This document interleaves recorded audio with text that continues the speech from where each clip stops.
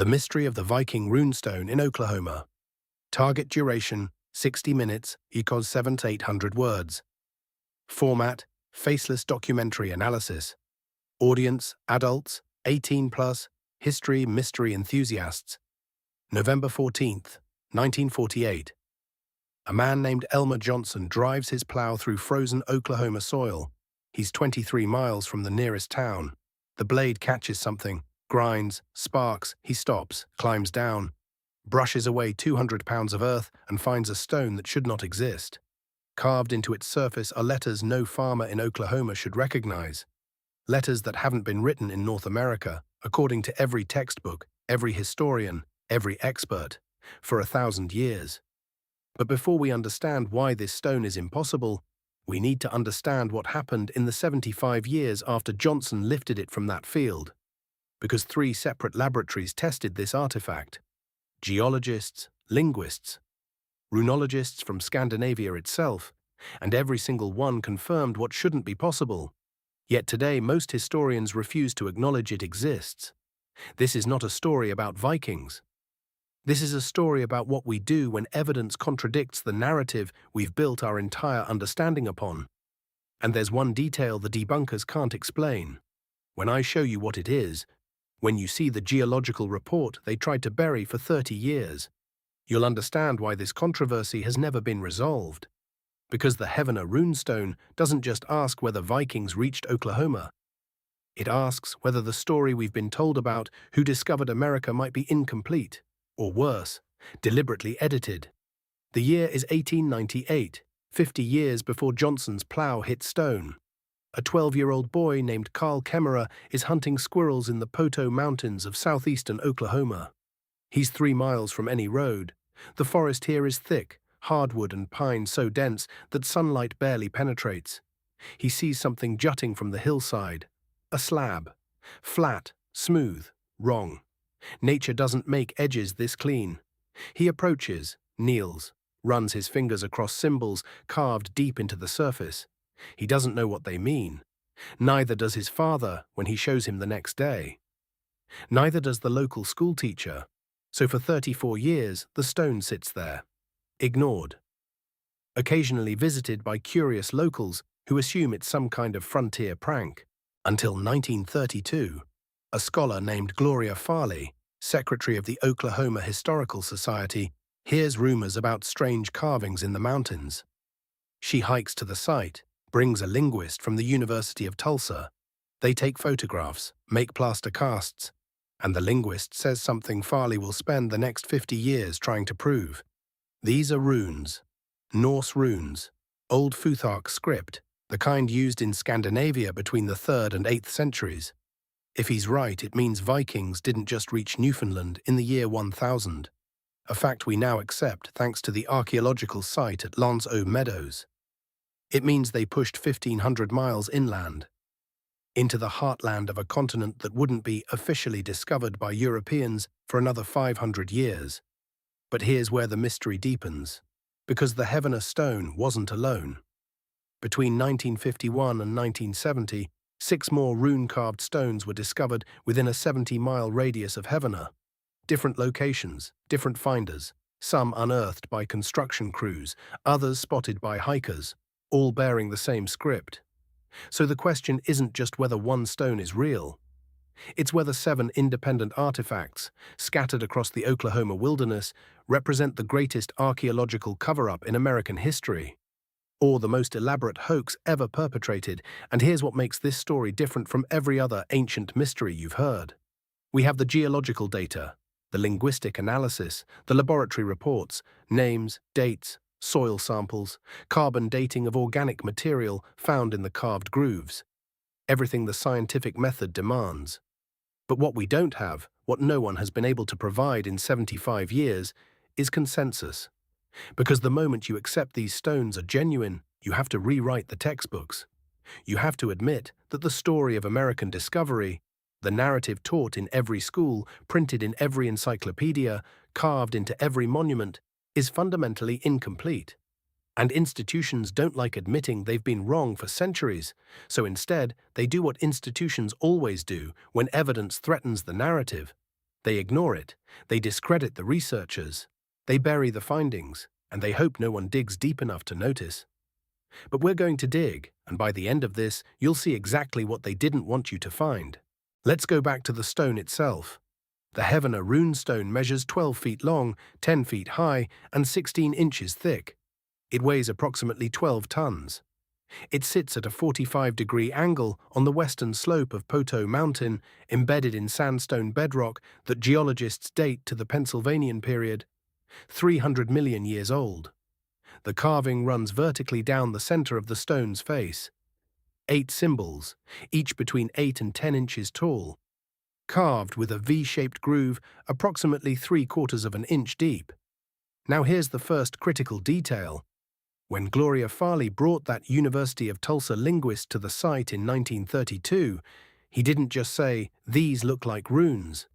He identified the specific script, Old Futhark, the runic alphabet used in Scandinavia and Northern Europe from roughly the 2nd to 8th centuries, not the later Younger Futhark, which evolved after 800 AD and was used during the Viking Age expeditions to Iceland, Greenland, and eventually Newfoundland around the year 1000.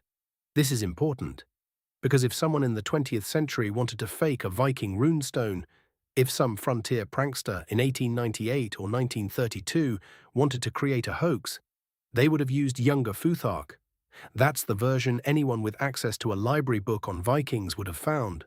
But the Heavener stone uses the older system, the obscure one, the version that wasn't widely documented in English language sources until the mid-20th century.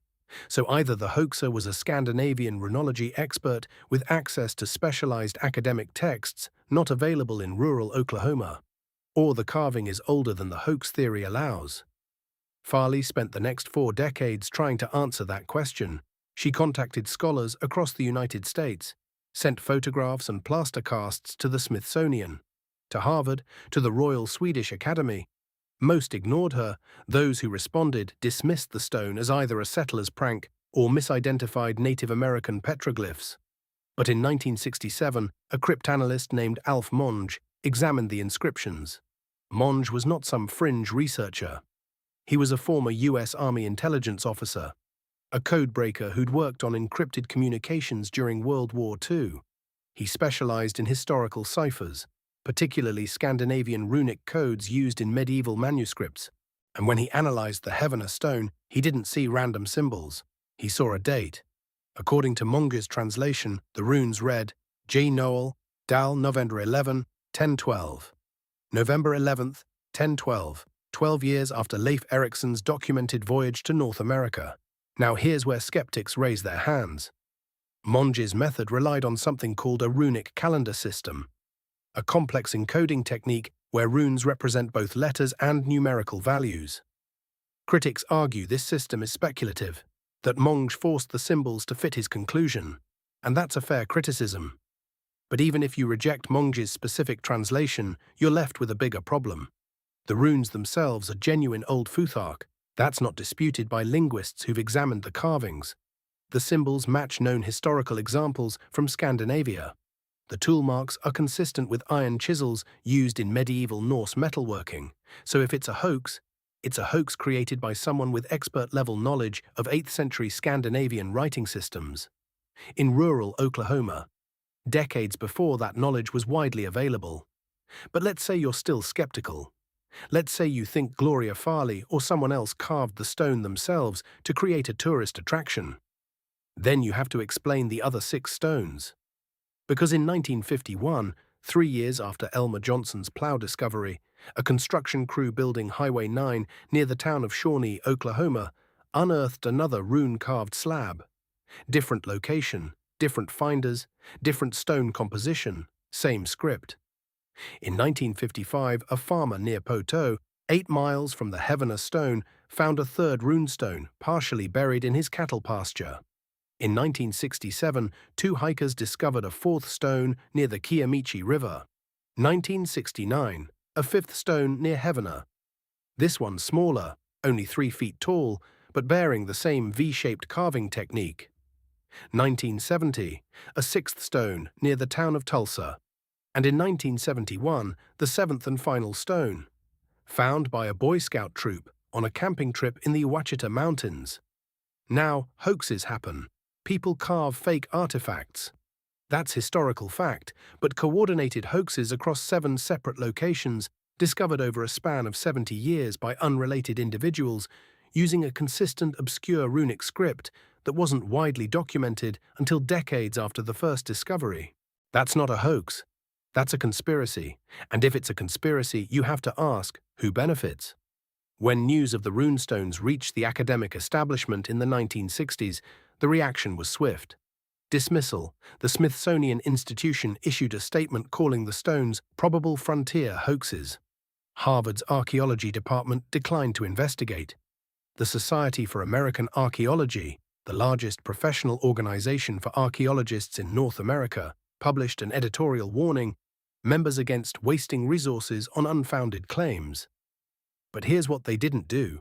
They didn't send a team to Oklahoma, didn't conduct soil analysis, didn't carbon date organic material from the carving grooves, didn't perform geological weathering tests to determine the age of the tool marks. They just said no. And for most institutions, that was enough. Except for one man, Dr. Richard Nielsen, a Danish-American engineer and runic scholar based in Houston, Texas. Nielsen had spent 30 years studying medieval Scandinavian inscriptions. He'd consulted on authentication cases for museums in Norway, Sweden, and Denmark. He was not a fringe theorist. He was the kind of methodical, credential-heavy researcher institutions usually listen to. In 1982, Nielsen traveled to Heavener. He spent 2 weeks examining the primary stone, took detailed photographs, made latex molds of the carvings, collected lichen samples from the carved grooves. Then he sent those samples to 3 independent laboratories. The first, Geochron Laboratories in Massachusetts, specializes in radiocarbon dating. They analyzed organic material embedded in the runic grooves, dead lichen, microscopic plant fibers, material that had grown inside the carvings and then died, meaning it could provide a minimum age for when the stone was carved. The result, the organic material dated to approximately 500 years before present, 1400s, 200 years older than the first known European settlement in Oklahoma.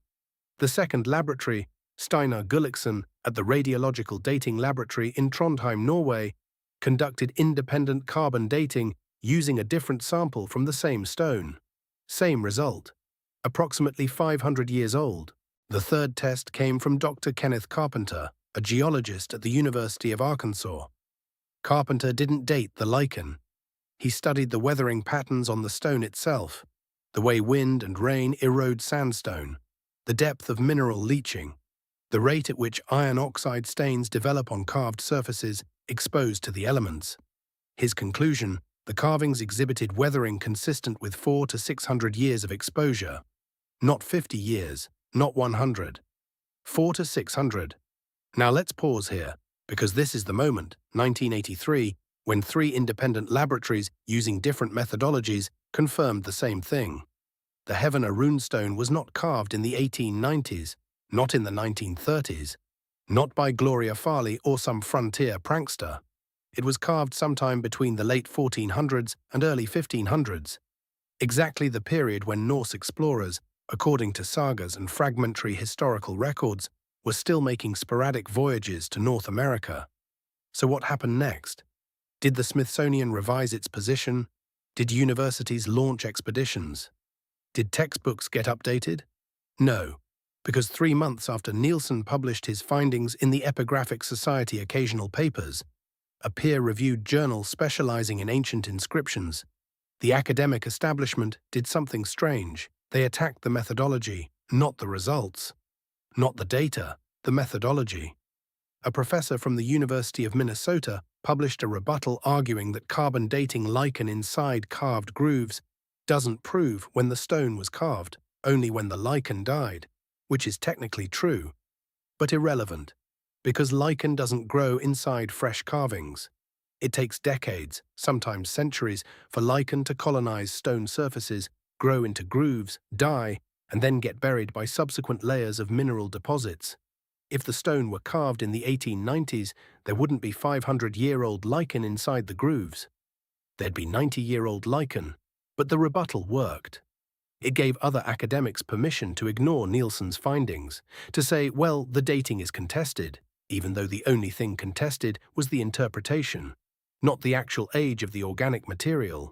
And here's the thing about academic consensus. It doesn't require proof. It only requires enough people agreeing to ignore the evidence. Because once the Smithsonian says no, once Harvard says no, once the major journals decline to publish follow-up studies, the research dies. Not because it's wrong, because it's inconvenient. Nielsen kept working, kept publishing, kept presenting his findings at conferences. But by the early 2000s, he was in his 70s. Funding dried up, the universities stopped responding, and the stones just sat there, waiting. But here's where the story takes a turn. Because in 2012, exactly 1,000 years after the date Alf Monge claimed to have decoded on the Heavener stone, a geology PhD student named Catherine Woolford decided to run one more test. A test the establishment never thought to conduct, and what she found changed everything. Catherine Woolford wasn't looking for Vikings. She was writing her dissertation on sandstone erosion rates in the Ouachita mountain range. The Heavener Runestone was just one of dozens of exposed rock faces she was analyzing for her thesis. But when she examined the carving under magnification, she noticed something the previous researchers had missed. Inside the deepest part of the V-shaped grooves, at the very bottom, where the chisel would have struck hardest, there were microscopic tool marks. Parallel striations, tiny ridges left by the edge of a blade dragged through stone. Now, this might not sound significant, but here's why it matters. Modern steel tools, the kind available to anyone in the 1890s or 1930s, leave a specific type of mark. The striations are uniform, evenly spaced, machine-precise. Medieval iron tools, hand-forged, irregularly sharpened, leave a different signature. The striations vary in depth. They're inconsistent. They show hesitation marks where the tool skipped or caught on mineral inclusions in the stone. Woolford sent high-resolution scans of the tool marks to Dr. Elmer Johnson, a metallurgist at the Norwegian University of Science and Technology. Johnson specializes in Viking Age metalworking. He's analyzed tool marks on confirmed Norse artifacts from settlements in Iceland, Greenland, and Newfoundland. And when he compared the Heavener striations to his database of known Viking tool signatures, direct match. The marks were consistent with hand-forged iron chisels typical of Norse metalworking between the 9th and 14th centuries. Not consistent with, identical to. But Woolford didn't stop there. She also analyzed the mineral composition of the stone itself. Specifically, she looked at something called desert varnish, a thin coating of manganese and iron oxides that forms on rock surfaces exposed to the elements over long periods. Desert varnish accumulates slowly, predictably. In the Oklahoma climate, it forms at a rate of approximately 1 micron per century. When Woolford measured the varnish inside the carved grooves, she found an average thickness of 4.2 microns. 420 years, margin of error plus or minus 50 years, which puts the carving date between 1520 and 1620. But here's the detail that makes this evidence nearly impossible to dismiss. Desert varnish doesn't just sit on top of stone, it chemically bonds with the surface. You can't fake it, you can't apply it artificially and have it bond the same way natural varnish does. It requires specific atmospheric conditions, specific mineral exposure, specific microbial activity. If someone carved the Heavener stone in 1898, there would be zero desert varnish inside the grooves. If they carved it in 1932, same thing. You cannot artificially age desert varnish. You cannot fake 400 years of chemical bonding. And yet when Woolford submitted her findings to the Journal of Archaeological Science in 2013, the peer reviewers rejected the paper. Not because the methodology was flawed, not because the data was questionable, because, and I'm quoting directly from the rejection letter, the conclusions, if accepted, would require substantial revision of established historical narratives, and the editors do not believe the evidence meets the extraordinary threshold required for such claims. Read that again. The journal didn't dispute the evidence, they just decided it was too inconvenient to publish. Woolford tried 4 more journals, all rejected, same reason, So in 2014, she uploaded her dissertation to an open-access academic repository and walked away from archaeology entirely. Last I checked, she's working as a petroleum geologist in Alberta. Her findings are still available online, freely accessible, fully documented, and almost no one knows they exist. Because here's how academic gatekeeping works. It doesn't matter how strong your evidence is. It doesn't matter how rigorous your methodology. If your conclusion threatens the consensus simply refuses to engage. They don't debate you. They don't disprove you. They just ignore you. And eventually, you give up. But there's one person who didn't give up. Gloria Farley, the woman who first brought the Heavener Stone to public attention in 1932. She spent 58 years fighting for recognition of the runestones. She corresponded with hundreds of scholars, published 3 books, gave countless lectures, and in 1997, at the age of 91, she was interviewed by a local Oklahoma newspaper. The reporter asked her, "After all these years, after all the rejection, do you still believe the stones are real?" And Farley said something I think about constantly. She said, "It doesn't matter what I believe. The stones are there. The evidence is there. Belief has nothing to do with it. What matters is whether we're brave enough to look at evidence that contradicts what we've been taught." Most people aren't. They'd rather protect the story than discover the truth. Farley died in 2006. She never saw academic acceptance, never saw the textbooks change. But she left behind something more important than acceptance. She left behind a question the establishment still can't answer. And that question is this: if the Heavener Runestone is a hoax, if all 7 stones are hoaxes, then why does every single scientific test confirm they're older than the hoax theory allows? Let's steelman the skeptics. Let's assume for a moment that the runestones are not evidence of pre-Columbian Norse exploration. What are the alternative explanations? Theory 1. Frontier hoax. This is the most common dismissal. Someone in the late 1800s, settlers, miners, railroad workers, carved the stones as a prank, or to create local tourist interest. Problems. First, the script. Old Futhark wasn't widely documented in English language sources until the early 20th century. The first comprehensive guide to runic alphabets accessible to non-specialists wasn't published until 1948. The same year, Elmer Johnson discovered the second Heavener stone. So if it's a frontier hoax, the hoaxer had access to obscure Scandinavian academic texts in rural Oklahoma decades before they were translated. Second, the tool marks. Catherine Wolford's metallurgical analysis showed the carvings were made with hand-forged iron chisels consistent with medieval Norse metalworking, not modern steel tools. Third, the desert varnish. 400 years of mineral accumulation inside the grooves. You can't fake that. Fourth, the carbon dating. 500-year-old organic material embedded in the carvings. So the frontier hoax theory requires us to believe a hoaxer with expert knowledge of 8th century Scandinavian runes, using medieval iron tools unavailable in 19th century Oklahoma, carved 7 separate stones across 70 miles over 70 years, and somehow artificially aged them 4 to 6 centuries. That's not a hoax. That's a time traveler. Theory 2. Native American petroglyphs misidentified. Some skeptics argue the symbols aren't runes at all. They're Native American carvings that coincidentally resemble Norse script. Problems. The Heavener stone sits on land historically occupied by the Choctaw and Caddo peoples. Both cultures have rich petroglyph traditions.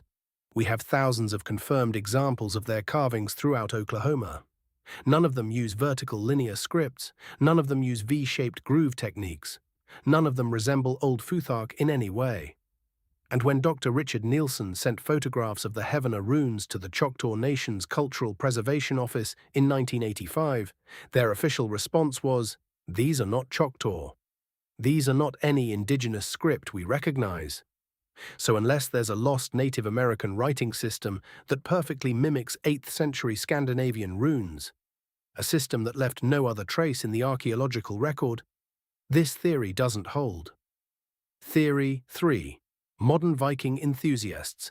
Maybe someone in the 20th century, Scandinavian immigrants, Norse heritage societies, carved the stones to promote Viking history. Problems: the first Heavener stone was documented in 1898 by Carl Kemmerer. That's 22 years before the first Scandinavian Heritage Society was established in Oklahoma. And even if we assume Kemmerer lied about the discovery date, we're still left with the carbon dating, the desert varnish, the tool marks, all pointing to a carving date centuries before the 20th century. Theory 4. Medieval European explorers, not Norse. Some researchers propose the stones were carved by non-Viking Europeans who reached Oklahoma in the 15th or 16th centuries. Portuguese explorers, Basque fishermen, Templar refugees.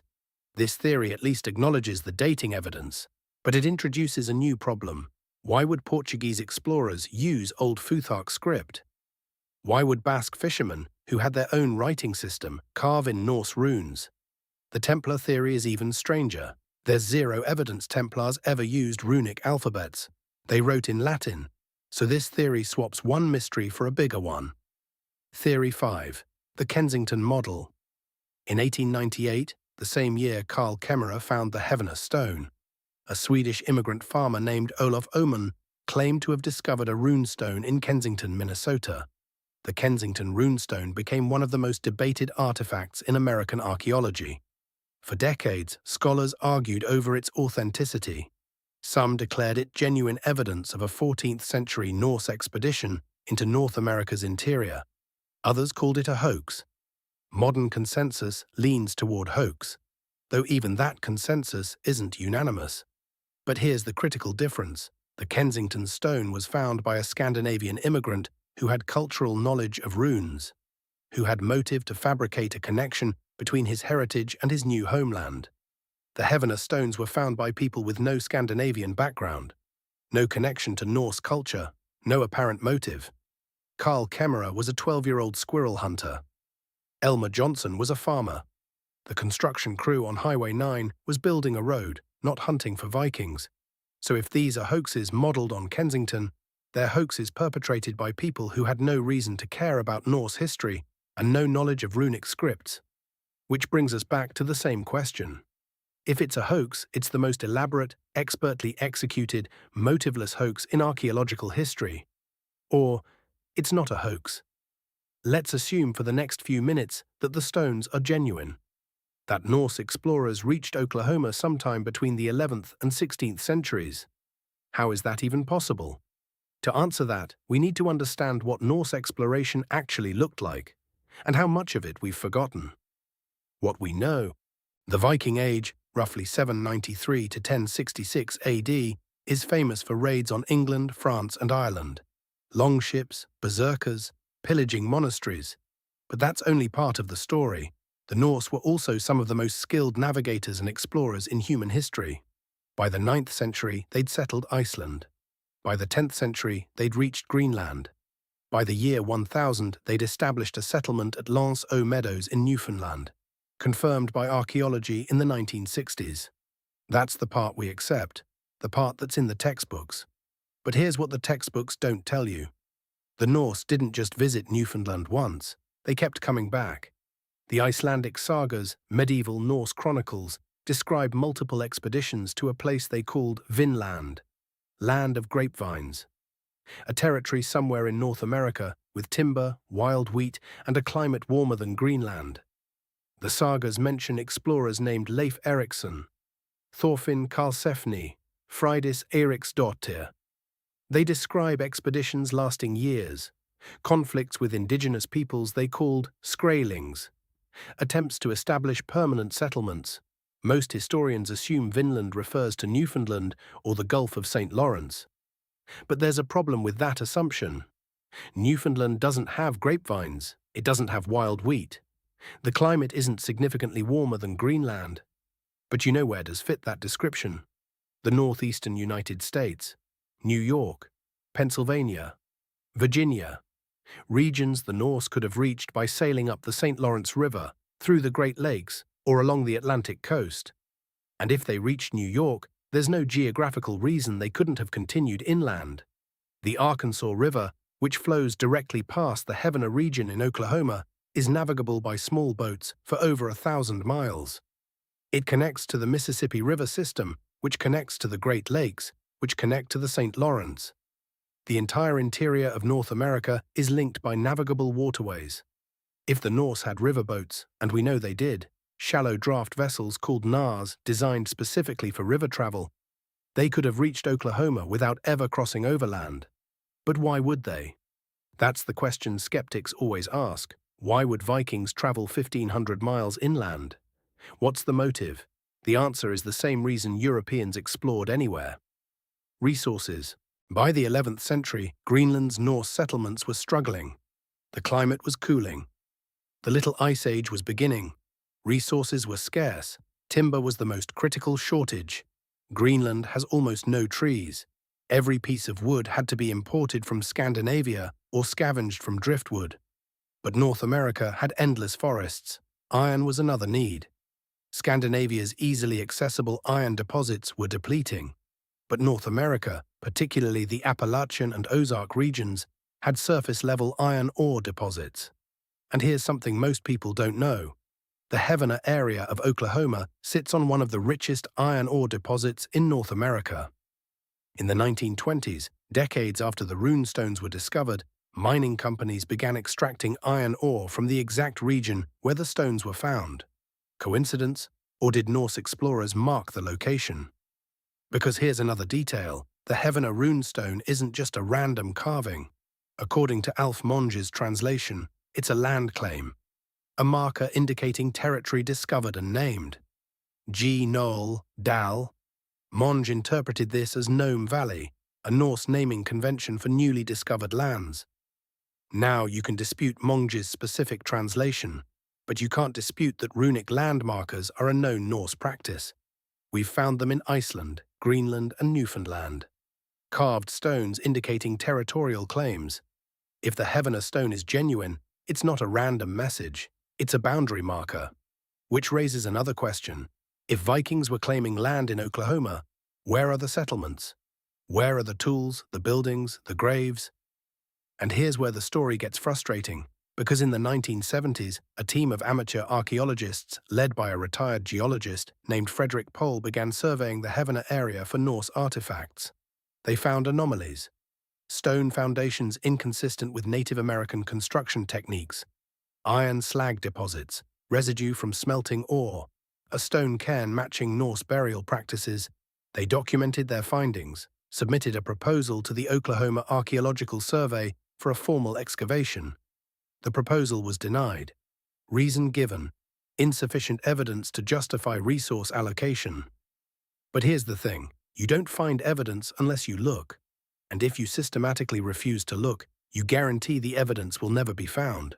Pohl died in 1991. His field notes are archived at the University of Oklahoma Library. No one has followed up on his work, because the academic establishment has decided the question is closed. Not answered. Closed. The silence of the record. Here's what makes the Heavener runestones so dangerous to mainstream archaeology. If they're real, they don't just prove Vikings reached Oklahoma. They prove that our understanding of pre-Columbian America is fundamentally incomplete. They prove that Europeans were exploring North America for centuries before Columbus. That the narrative of discovery we've built our entire historical framework around is wrong. And once you admit that, you have to ask, what else are we wrong about? What else have we missed because it didn't fit the story we wanted to tell? Because history isn't just facts, it's a narrative. A story we tell ourselves about who we are and where we came from. And when evidence threatens that story, we have two choices. Change the story or ignore the evidence. Most of the time, we choose the latter. Because changing the story means admitting we were wrong. It means rewriting textbooks, revising museum exhibits, retraining teachers.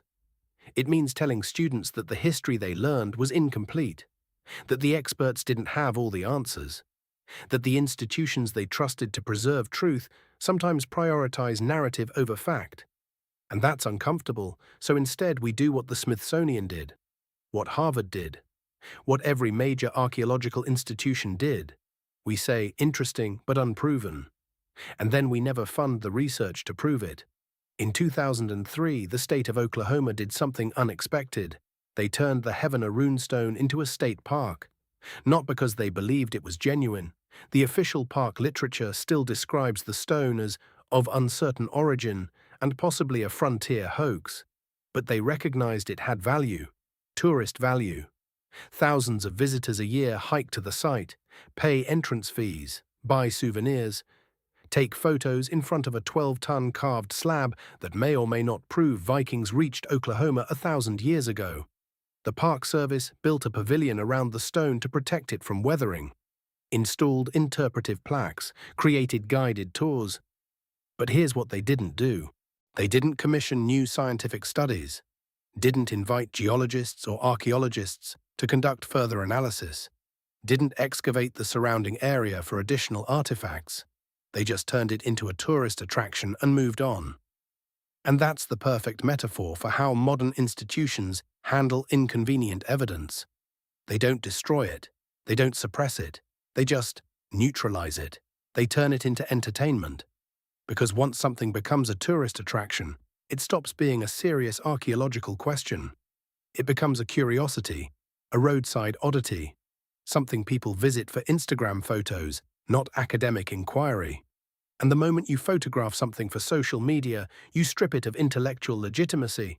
It's the same thing that happened to Stonehenge, to the Nazca Lines, to the pyramids. They're not mysteries anymore, they're destinations. And destinations don't need answers, they just need parking lots and gift shops. But there's another layer to this. Because in 2008, a